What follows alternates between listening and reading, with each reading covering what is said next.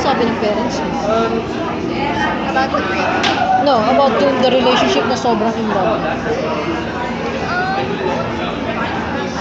They let me do what I want because they also like James very much. But I didn't like it for myself as well. It got So kaya nagkita na kayo after we bump into each other once in a while. Pero hindi kayo napapansinan. once in a while. Saan yun? Gaming? Actually, kasi we have the same common friends.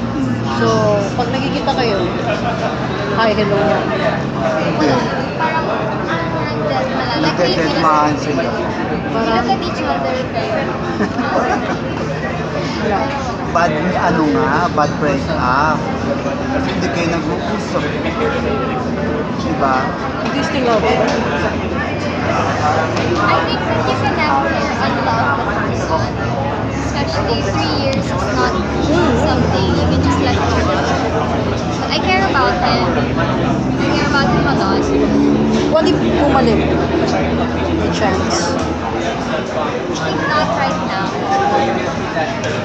May girlfriend ba siya? Not that I know of. I think he's also focusing on his career. Pero ikaw, Ngayon, may boyfriend ka ngayon? I'm